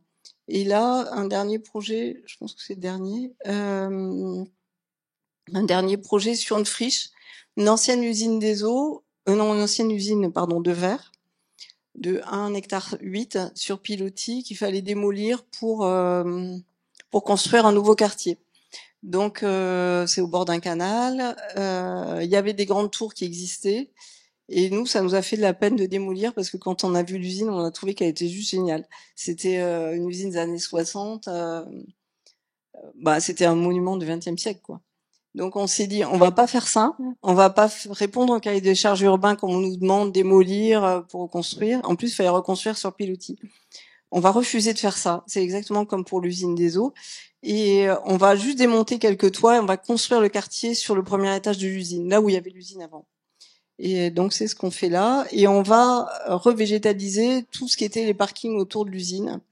Et ça donne ça. Et donc on construit en bois en léger sur le toit de l'usine. On a juste enlevé certains des toits. Et là où on avait une seule grande pièce de 1 hectare 8, on a maintenant tout un quartier. Et qui est à l'abri des inondations puisqu'il est sur pilotis. Et tout ça, ça existait en fait. Donc en projet carbone, c'est de l'aménagement, on va dire low-tech. On fait presque rien, on enlève juste le bitume et on enlève tout ce qui est en trop et on réutilise. Et comme quoi on peut faire aussi du bas carbone dans l'aménagement, et je tenais à vous le dire. Et non seulement c'est du bas carbone, mais en plus on a fait une alliance avec un industriel des capteurs solaires pour produire de l'énergie sur tous ces toits et même produire de l'énergie sur les toits des usines qui sont autour. Donc finalement, on leur a fait une proposition pour une centrale solaire sur plusieurs bâtiments, ceux-là, mais aussi tous ceux qui sont en bas. Il y a une grosse usine en bas, en activité. Et donc, ça permet de donner de l'énergie à tout le quartier. Et il y a aussi évidemment un travail sur les eaux et la filtration et la renaturalisation du site. Et donc sur la biodiversité. Alors ça, c'est la fin en fait. Voilà, c'est toujours dans la période Covid, c'est assez fondateur les périodes de rupture comme ça. On a fait 2 projets, un projet de village en autonomie énergétique, en autonomie de l'eau et en filière sèche que je vous ai pas montré là, mais qui était dans le précédent projet. On l'a mis sur le toit là. Et le deuxième projet, c'était les petits manifestes, des images manifestes qu'on a mis sur le net pendant le Covid. Le thème, c'était c'est fini le pétrole, il faut renoncer et transformons les plateformes offshore en centres de vacances et renaturalisons les plateformes pétrolières. Donc c'était assez manifeste et même invraisemblable. Donc du coup, des petites images collages avec des éoliennes, du végétal, tout ça. Alors, il y en avait une douzaine, comme ça, elles ont fait le tour du net. Elles sont arrivées, évidemment, sur les revues techniques des pétroliers, comme une bonne blague. Le seul truc, c'est que 3 mois après, il y avait les fonds souverains d'Arabie Saoudite qui lançaient un concours international, une consultation internationale pour les grands cabinets de conseil. Le thème, c'était demain, c'est fini le pétrole, transformons les centrales pétrolières offshore en centres de vacances. En gros, c'est ça. Qu'allons-nous faire de ça? Donc, c'était assez drôle parce qu'en fait, nous, on avait fait ça comme un manifeste, on n'y connaissait rien en plateforme pétrolière. Et donc, tous les grands cabinets nous ont appelés, les Américains, les Allemands, etc., les Indiens, enfin bon, bref. Et donc, on était dans plusieurs équipes, dont dans l'équipe qui a gagné. Et là, on les a accompagnés pendant 2 ans sur la question de quoi faire d'un patrimoine offshore obsolète. Parce qu'en fait, ils avaient un problème. c'est qu'ils avaient dans le Golfe Persique, ils avaient un chapelet d'îles et de plateformes pétrolières dont un tiers était déjà abandonné, un tiers était bientôt abandonné dans les moins de 10 ans et un tiers fonctionnait encore. Donc on les a accompagnés sur une stratégie, sur qu'est-ce qu'on peut faire avec ça, des universités, des hôpitaux, des villes, etc. Et finalement, voilà, on leur a fait des projets que je vous montre pas parce qu'ils étaient pas trop fans du végétal. Et donc on a fait comme il disait tout ça, mais c'était utile, c'était de la reconversion industrielle, tout ça, comme ce que vous avez vu avant. Mais une fois qu'on a terminé, on a fait le projet qu'on aurait aimé faire. Et donc c'est celui-là. Et parce qu'on a compris en travaillant sur les plateformes que en fait dans les plateformes il y a ce qu'on appelle la jaquette, c'est ce qui est en rouge là. C'est un gros équipement de filtration de l'eau. Quand ils sortent le pétrole du sol, ils le lavent avec de l'eau et ils séparent l'huile de l'eau et tout ça. Et donc on vous a dit, puisqu'ils ont un gros équipement de filtration, utilisons la plateforme telle qu'elle est et installons une mangrove filtrante dessus. Donc ça fait le lien avec les algues, tous les projets avant et tout ça. Et faisons des systèmes filtrants et faisons une ville avec ça. Entre-temps, on s'est aperçu qu'il y avait chez les marchands de plateformes des grands stockages de plateformes abandonnées, mais vraiment très grands. C'était comme des villes en fait. Et donc c'est mobile, vous savez, les plateformes. Donc on s'est dit, pourquoi on récupérerait pas toutes ces installations abandonnées? Ça pourrait servir pour faire des villes, pour être en autonomie, filtrant l'eau de façon à ce qu'on nettoie la pollution, etc. Et donc ça donne ce dernier projet qui est aussi un manifeste qui n'a pas encore été publié d'ailleurs, et qui est un manifeste à la fois pour la reconversion des infrastructures du XXe siècle et aussi pour une alliance avec le vivant pour filtrer toutes les eaux et renettoyer tout ce qu'il y a dans la mer. Et parce qu'en fait, on s'est aperçu en même temps que les plateformes, la partie immergée, c'était un grand réservoir de biodiversité assez étonnamment. Voilà, et c'est la fin de la conférence.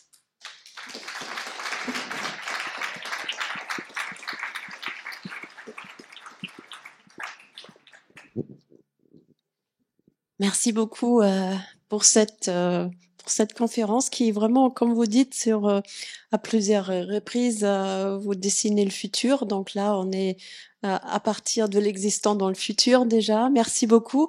Donc, je ne sais pas, on a travaillé avec nos étudiants un peu pour vous poser des questions. Je ne sais pas si vous voulez lancer pour commencer ce dialogue.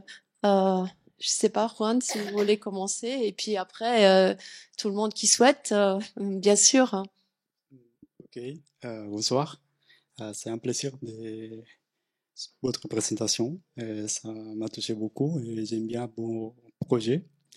Donc, avec mon cours, on a posé plein de questions, justement parce que on a trouvé vos projets assez intéressants. Donc, une des questions, c'est de l'approche formelle et constructive. Par rapport à vos bâtiments, comment obtient-on la forme finale qui se manifeste par un degré de complexité élevé et comment peut-on justifier cette complexité?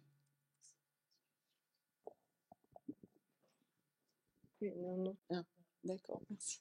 Alors, je dirais que en fait, c'est pas très complexe.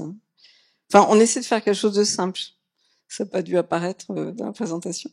Mais on essaie de simplifier les problèmes et de résoudre la complexité qui nous est donnée. Là, vous voyez, il y a certains bâtiments qu'on vous présente comme les musées qui sont quand même des programmes très très complexes. Dedans, la plus petite pièce, c'est un projet en soi. Et c'est des prototypes pour tout. Et on essaie de résoudre tout en un seul geste qui est l'air simple en fait. Et vous voyez, par exemple, l'exemple de la Cité du Vin à Bordeaux.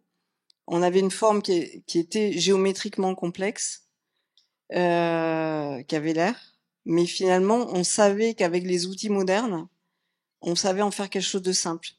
On le savait parce que déjà, on maîtrisait l'étanchéité, puisqu'on l'avait fait avant en Corée. On avait le détail type qui convenait bien, et qu'il n'y a pas dans les projets de guéris, donc c'est plus simple. Et on savait aussi parce qu'on avait l'outil paramétrique qu'on n'avait pas avant pour concevoir ça. Et finalement, on a cherché à faire un seul détail sur l'ensemble pour simplifier tout. Et la forme, en fait, vous vous demandez pourquoi cette forme. En fait, c'est un peu ce que j'ai expliqué. Souvent, les projets, quand c'est des projets pour les grands flux, ils sont travaillés autour des flux, les flux de matière, les flux de personnes, etc. Pour que ça fonctionne bien. Et après, on va sculpter la forme autour du flux, en fait. Et voilà. En fait, on cherche pas la complexité. Finalement, on l'a fait dans la biotechnologie avec les biofaçades. Mais on a aussi cherché la simplicité avec le low-tech, parce qu'en fait, on se rend bien compte que le high-tech, les grandes villes d'Asie, elles peuvent se le payer, mais qu'en France, c'est un peu plus difficile, parce que en France, il n'y a pas beaucoup de moyens, ni en Europe d'ailleurs. Et d'ailleurs, ça a été conçu pour l'Asie, à vrai dire, au début. Et donc, voilà, c'est pour ça que j'ai voulu montrer que c'était aussi important de faire des choses low-tech, très simples, avec pas beaucoup d'argent et peu de moyens et très résilients. C'est même plus important. Donc, on cherche pas la complexité, au contraire, on cherche la simplicité. Merci beaucoup pour votre présentation. Et la question est comment l'inspiration de la nature fonctionne-t-elle en détail et est-ce que du biotourisme sont les projets de votre office du biotourisme? Pardon, j'ai pas. Ouais. Pardon. La question était sur le biomimétisme. Comment vous travaillez là-dessus? Parce que vous avez montré tout à l'heure le projet en Jamaïque. Ouais. Vous avez cette idée de biomimétique. Et la question est comment vous élaborez en fait ce langage et ce fonctionnement en même temps à partir de l'exemple de la nature. Ouais, en fait, quand on fait un musée, on entend là quand je parle. Quand on fait un musée, on essaye toujours de faire quelque chose qui soit immersif de l'extérieur, qui évoque les sujets. Enfin, un musée, c'est une histoire qui commence dans les kilomètres autour de la ville, qui se voit de loin. Enfin, ça doit être à la fois une icône, incarner le sujet et inviter à un voyage. Et donc, suivant les thèmes sur lesquels on est, on va être plus ou moins biomimétique. Vous voyez que Bordeaux, c'est plutôt un travail sur l'élément liquide. Même si ça a une forme organique, c'est plutôt un travail sur l'élément liquide, on va dire. Et la Jamaïque, comme c'était sur le monde de la mer, etc., on a cherché un lien avec ce qui vivait dans la mer et pourquoi c'était comme ça. Donc, quand on a cherché la structure du bâtiment, on s'est posé la question de différents types de structures possibles. Et donc, finalement, la structure en os, en fait, la structure creuse alvéolaire, elle est venue assez naturellement de choses qu'on a observées dans la nature, sur les coraux notamment, ou sur les os. Et du coup, la forme a suivi en fait cette réflexion structurelle. Et donc, ça vient pas a priori, ça vient en relation avec du sujet, en relation avec la structure. Et voilà, ça reste une démarche d'architecte en fait. Mais on plaide plutôt pour l'alliance avec la nature, ce qui n'est pas la même chose que le biomimétisme. Enfin, vous voyez, il y a toute une récurrence du travail de l'eau, le végétal, l'alliance avec le végétal, etc. Et c'est aussi une alliance philosophique en fait, parce que en fait, quand on est dans un monde de biodiversité, on ressent pas son habitat de la même façon ou son lieu de travail. Et mais voilà, c'est plutôt une association, on va dire. Vous avez tous lu, je vais faire une parenthèse, vous avez tous lu le livre sur rendre l'eau à la terre, qui parle des castors en fait, l'association avec les castors. Et pour refaire fonctionner les écosystèmes, c'est un peu la même chose, mais avec le végétal. Je vous invite à lire ce livre qui est très très bien par ailleurs.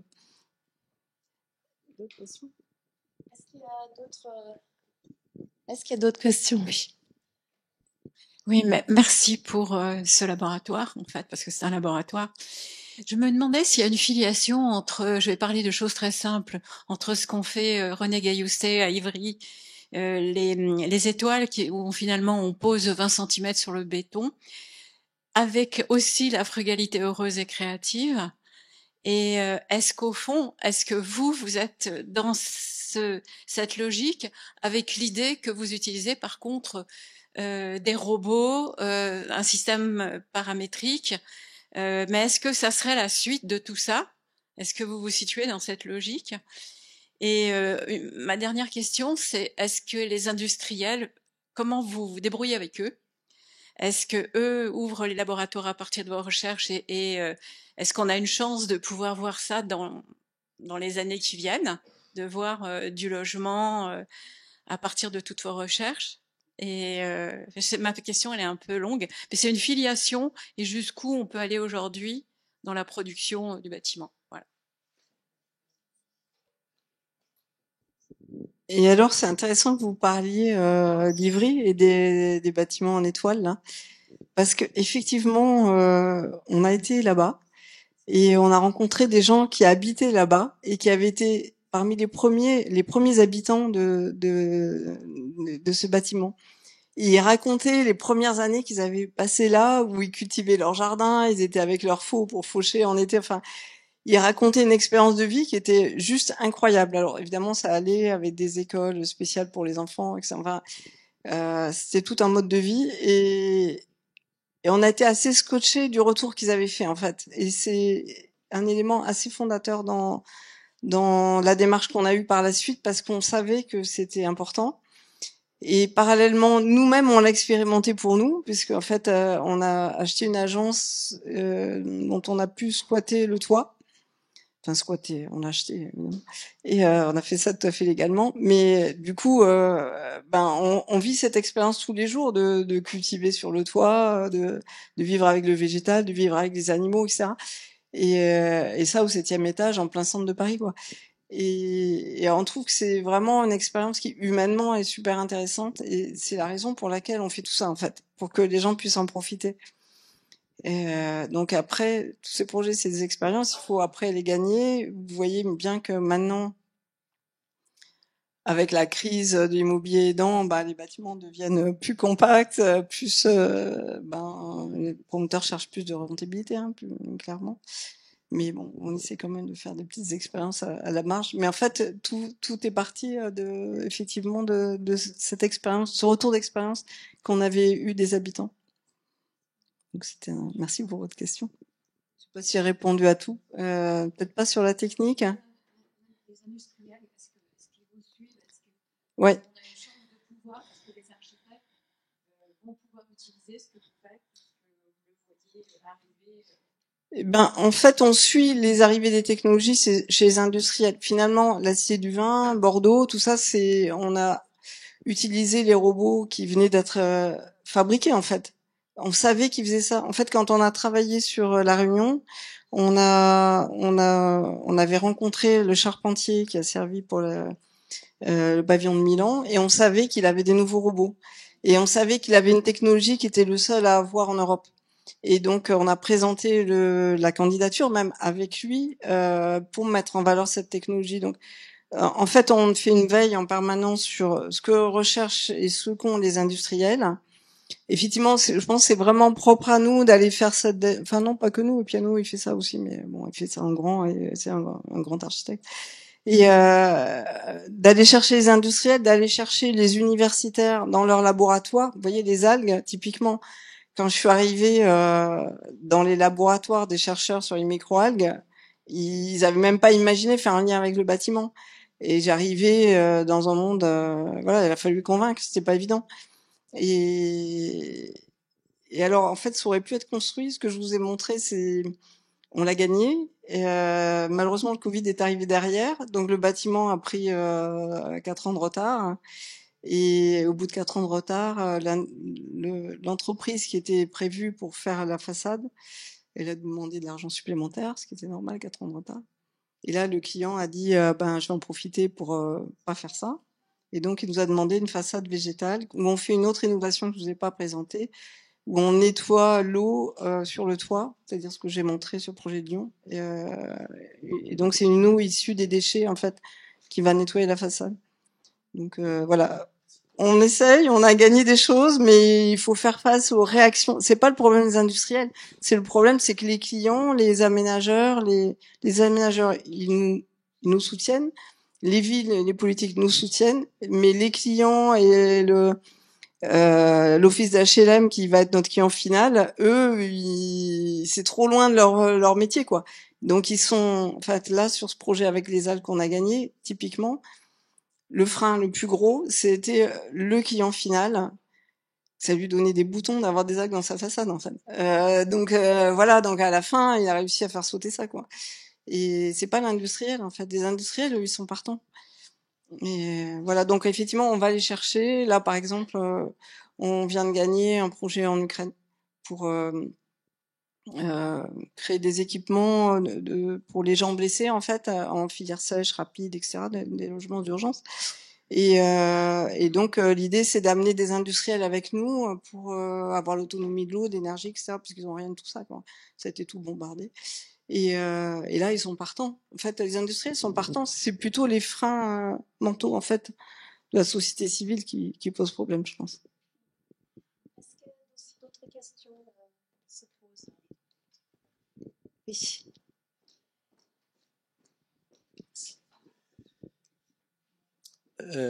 Bonsoir et merci beaucoup pour la conférence. C'était génial et très riche. Alors, alors j'ai une question très complexe, très longue. Donc, excusez-moi dès le départ. Je vais rejoindre un peu ce que vous venez de dire. Comment vous arrivez à gérer cette complexité de communication avec les clients, maîtrise d'œuvre, parce que quand on parle écologie, ça veut dire économie. Et donc, où il y a beaucoup de boutons d'alerte qui commencent à crier. Du coup, est-ce que c'est à chaque fois vous parlez avec un client, bah vous devez faire la même conférence ici, ou vous avez une autre manière de faire, ou c'est les clients qui viennent vers vous parce que vous avez déjà une signature qui est assez forte. La deuxième question, vous parlez beaucoup de l'autonomie et de l'écologie, et c'est un filière ou c'est un domaine qui est très nécessaire actuellement, surtout dans les pays de guerre ou de conflit. Quand on parle d'architecture d'urgence, c'est pas tout le temps des détentes, c'est aussi des guerres qui sont depuis une dizaine d'années. La guerre de Syrie, ça fait 13 ans. L'Ukraine, on est au 3e an. Est-ce que vous envisagez de intégrer ce domaine-là, de mettre en place vos moyens, vos recherches pour l'architecture d'urgence? Merci.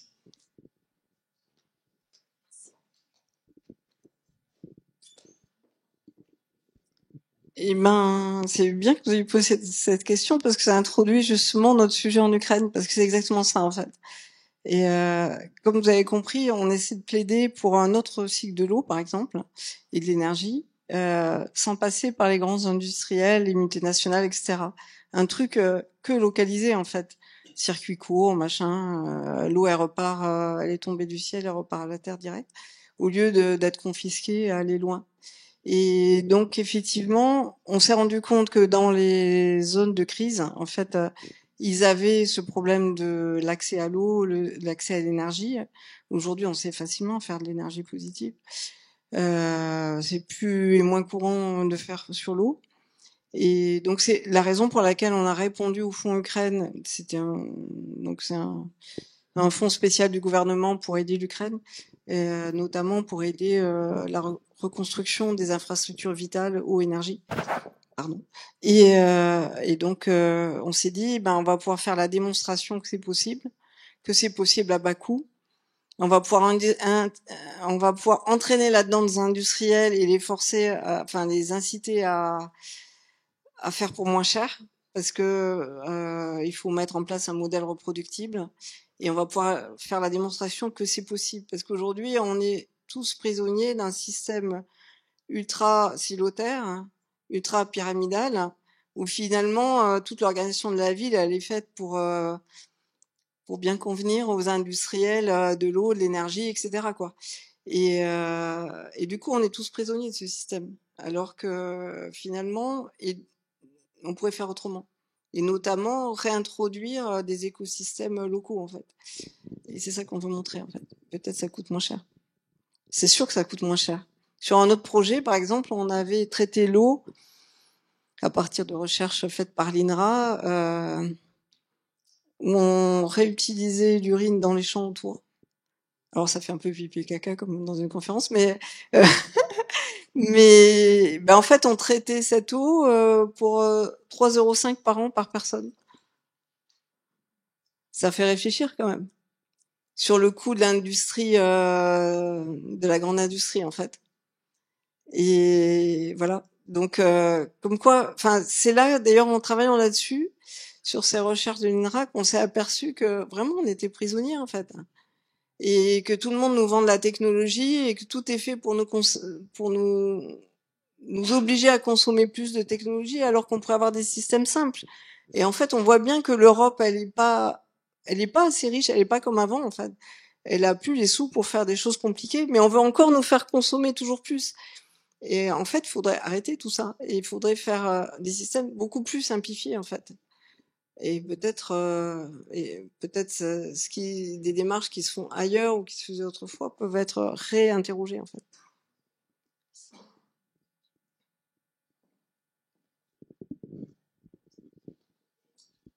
Bonsoir, merci Anouk pour ce beau voyage et cette belle poésie.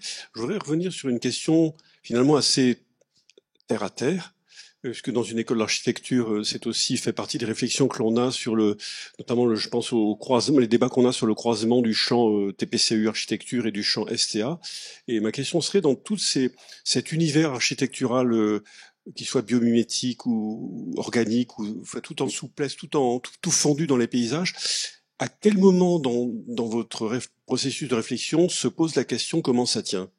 Est-ce que du coup, est-ce qu'on l'a bien vu sur Bordeaux qu'en fait en même temps vous faites appel à des processus de techniques finalement en simplifiant quelque part, en remettant sous forme de plan structure, mais est-ce que du coup ça c'est dès le départ ou est-ce que ça vient naturellement un moment ou est-ce que une fois trouvé le système on vous dit il faut trouver comment ça tient et on va voir qu'est-ce qui marche le mieux. Voilà, c'était on voudrait un peu avoir cette cuisine là, comment, puisque finalement c'est un peu la base de tout projet d'architecture, comment ça tient.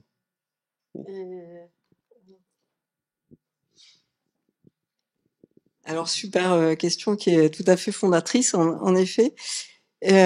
Faut comprendre que chez nous, jusqu'à ce qu'on fasse le projet en Corée que je vous ai montré au début, on faisait que des bâtiments rectangulaires, des universités, des palais de justice, enfin ça filait droit, c'était bien carré, c'était même brutaliste, etc. Et alors il s'est passé un truc dans notre vie, on est allé visiter l'Islande et les glaciers d'Islande et on a compris ce que c'était un monde dominé par les flux, un monde d'avant la civilisation. Et du coup la forme courbe est apparue dans notre travail. Donc là-dessus, on avait fait le projet en Corée. C'était un grand concours international, 1200 inscrits. Bon, on n'avait aucune chance de gagner. On l'a fait parce qu'on voulait faire des musées. On venait de faire un concours de musée, on avait envie d'en faire un autre. On s'est lâché. C'est venu comme c'est venu avec l'analyse de la forme est venue de la topographie en fait, du paysage. J'ai aussi une formation au paysage qui est pas dans la présentation, mais j'ai aussi fait ça. Mais on pensait juste pas le gagner, ça se gagne jamais un concours comme ça. Et là, on l'a gagné parce que c'était le projet plus simple qui avait été remis. Et que c'était important pour les Coréens, la simplicité, l'harmonie, etc. Et là, on s'est dit, mais comment on va faire ça? C'était vraiment la question. On s'est pas posé pour cette première fois, on s'est pas posé la question de la construction parce que c'était même pas pensable de le gagner. Donc du coup, avec les ingénieurs, on a travaillé comment on fait un pont, etc. Bon, en plus c'était en Corée, donc c'est un pays d'industriels du métal, de l'acier, hein, c'est un pays de sidérurgistes, donc la Corée, c'est tout un projet en structure métallique. Donc finalement, c'est venu assez facilement. En fait, on a travaillé sur le tube autoportant en fait. Donc en fait, c'est des pièces qui sont à l'intérieur du tube. C'est comme l'intérieur d'un os d'une moelle épinière, en fait. Et voilà, donc c'est venu après. Mais une fois qu'on a fait celui-là, on s'est dit, ah, il faut quand même penser à la structure à chaque fois, dès le début. Donc après, ça a été terminé de croire qu'on gagnerait pas. On s'est dit, ah, on peut peut-être gagner une autre fois, on sait jamais, tant qu'à faire un concours. Et donc après, dans tous les projets suivants, on s'est vraiment posé la question de comment ça allait être fait. Et notamment sur Bordeaux, on avait vraiment imaginé plusieurs systèmes structurels qu'on a tous modélisés. En fait, quand on fait un projet comme ça, on fait 10 hypothèses du projet. Hein. Donc on a fait en modélisation des systèmes radials, des systèmes concentriques. Donc on a étudié les répercussions de la structure sur les calpinages, etc. Enfin, jusqu'à arriver au système radial qui est là, qui a l'air compliqué, mais qui en fait est très simple. Finalement, c'est dans un plan droit et on découpe un arc dans un plan droit. Et sachant que la mêlée-collée, il est fait avec des pièces qui font 40 cm de long. Enfin, ils posent les pièces les unes après les autres et après ils écrètent. Donc finalement, une fois qu'on a visité l'usine de la mêlée-collée, on comprend comment ça marche et ça devient très simple. Et même c'est en termes de quantité de bois, de matières premières utilisées, c'est même ce qu'il y a de plus simple. En fait, ça suit la forme. Donc maintenant, en fait, on pense la structure dès le début, en fait. C'est pour ça que le projet à Jamaïque, il est pensé en fonction de ça. Le projet en Irak aussi, on a une structure arborescente qui part de l'intérieur. Donc on va pas faire la prouesse technique, par exemple, on va essayer d'alléger les quantités de ressources utilisées. Et en fait, tout notre travail depuis 4 ans, aussi bien pour les bâtiments simples de logement que pour les musées, c'est comment on va faire pour utiliser le moins de ressources le moins de ressources dans ce projet. Par exemple, le projet qu'on fait en Ukraine, il y a des logements. Et ben, on va faire, au lieu de faire des grandes portées comme on fait ici, des trucs avec des portées de 5 mètres, surtout pas, parce que le bois, il accepte pas les 5 mètres. 5 mètres, c'est des dimensions de béton. Donc, on va faire sur des trames de 3 mètres. Et donc, en fait, du coup, on fait le processus inverse. On va interroger les industriels sur la capacité de leurs matériaux, comment ils peuvent construire avec le moins de matière possible. Et on va remettre en cause les trames habituelles du logement, par exemple, pour les adapter aux matériaux qu'on va utiliser. Si on veut construire en bois, ben on va faire des trames complètement différentes. Et voilà, on retourne la situation à partir de la structure. Mais le premier projet, lui, était fait comme ça, comme on l'avait senti, quoi. Mais donc je crois qu'il y avait 25 cm d'épaisseur sur la structure. Vous imaginez que c'était un peu plus quand même. Merci. À d'autres questions? Oui. Bonsoir madame, merci de votre présence. J'avais une question concernant un projet local, donc la tour Etis, notamment à Strasbourg. Oui. Une tour supposée être à énergie positive, qui, bon, d'après les articles, s'essouffle un petit peu. Est-ce que pour vous c'est une réussite ou au contraire, si vous avez des choses à refaire, vous les aurez fait différemment? Et surtout, est-ce que vous êtes senti un moment peut-être un peu brimé par le promoteur et votre marge de manœuvre s'est vue ralentir par rapport à vos processus habituels?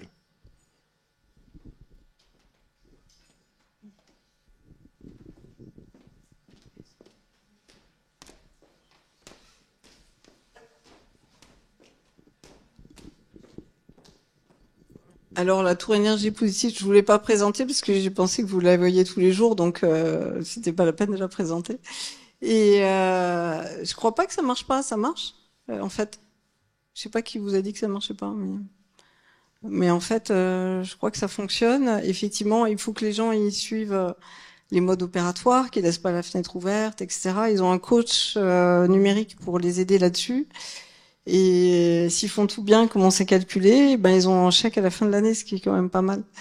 Et non, ça marche bien. Et ça marche bien aussi, pas seulement sur le point de l'énergie positive. Ça, c'était la base, énergie positive. Donc, on a mis les capteurs solaires qu'il fallait. Vous voyez, c'est une bonne question, cette tour, parce que ça répond aussi à la question d'avant. Parce que notre promoteur, il voulait faire de l'énergie positive, mais au prix du marché de l'époque, ici. Donc tout le monde peut faire de l'énergie positive et tartiner de capteurs solaires, mais il faut les payer. Donc en fait, la vraie prouesse de cette tour, c'est pas d'avoir mis les capteurs solaires sur la façade et sur le toit. La vraie prouesse de cette tour, c'est d'avoir simplifié tout le reste de la construction pour pouvoir se payer ça. Parce que le prix était très bas. Donc on a adapté toutes les dimensions du bâtiment, par exemple, pour que dans les panneaux de façade, dans les capteurs solaires, il n'y ait pas de découpe, il n'y ait pas de produits spéciaux, il n'y ait que les panneaux entiers tels qu'ils sortent de l'usine, etc. Parce que en fait, chaque fois qu'on fait un dessin, qu'on fait des découpes, qu'on fait des transformations, etc., on perd 20%, 50%, etc. C'est chaque fois des petits coûts, mais ça se multiplie. Et donc, on a regardé tous les postes de coûts du bâtiment et on a regardé à chaque endroit qu'est-ce qu'on pouvait faire pour faire baisser le prix. Et voilà, donc c'est vraiment une réflexion constructive. Les gens, ils voient la prouesse qu'on leur raconte, les capteurs solaires, et oui, ça c'est le gadget. Le vrai truc, c'est qu'il a fallu réfléchir sur tout le process de construction comme une optimisation industrielle et pas comme un bâtiment prototype pour pouvoir arriver à ça. Et ça, c'est une méthode qu'on est en train d'appliquer sur d'autres projets, notamment le projet en Ukraine, où normalement il n'y a pas le budget pour faire tout ça, mais on va, en optimisant, y arriver. Et alors, ce que je voulais dire, c'est que sur Strasbourg, on s'est dit que nous, notre message aux promoteurs, ça a été de dire l'énergie positive, c'est pas seulement l'énergie électrique, c'est l'énergie sociale. C'est important que les gens ensemble ils fassent quelque chose, ils soient heureux de faire ça, qu'ils participent, qu'ils collaborent. En fait, si les gens laissent les fenêtres ouvertes et chauffent au maximum tout le temps, forcément, ils vont pas être bons pour l'énergie positive. Il faut qu'ils suivent la consigne. Et donc pour ça, il faut qu'ensemble ils se sentent solidaires. Et je crois que ça, c'est gagné, parce que quand on est revenu après l'avoir livré 6 mois après, c'était l'été, et ils étaient tous en train de faire des pique-niques tous les soirs dans le local qui est en haut. Vous savez, il y a un grand local commun qui est en haut. Et ils étaient tous super contents de ça. Donc ça veut dire que, voilà, pour un ensemble d'habitants, de locataires qui sont là-dedans, ils ont réussi à nouer entre eux des relations sociales intéressantes, qui vont faire qu'ils vont tous se sentir motivés d'être des pionniers de l'énergie positive. Un peu comme les premiers habitants de Renaudie qui se sentaient des pionniers à cultiver leurs terres sur leur jardin, sur le toit. C'est un peu ce que j'en avais ressenti de ces habitants-là. Donc voilà, on croit que la prouesse, elle est quelque part, mais en fait, elle est ailleurs, en fait. Et non, c'est pas senti brimé. Nous, notre travail, c'est de faire un travail collaboratif, de faire évoluer à la fois les promoteurs dans les pratiques. Vous voyez qu'à chaque projet, on essaie de faire une innovation, soit sur les matériaux, soit sur la climatisation, etc. Enfin, sans climatisation, justement. Mais on cherche à faire évoluer les pratiques des promoteurs, on cherche à faire évoluer les pratiques des industriels. Là, par exemple, je suis allée voir Saint-Gobain il n'y a pas très longtemps pour essayer de monter un partenariat avec lui pour faire un travail sur le cycle du verre, qui d'un point de vue bas carbone n'est pas très bon justement, donc pour améliorer ça. Et ça nous brime pas, c'est pour nous un challenge de participer à l'évolution du monde industriel en fait. Et la promotion c'est aussi une industrie, donc c'est un combat. Merci beaucoup. Je pense que sur ces derniers mots, c'est un combat, peut-être tout le monde, on est d'accord, c'est un combat de convaincre les choses, pour les choses simples, pour aller aux ressources qu'on a et partir à partir de ça. Donc je vous remercie beaucoup d'avoir eu le temps d'être venu à Strasbourg. Merci beaucoup Anouk et puis merci pour les questions et je vous souhaite une bonne soirée. Merci.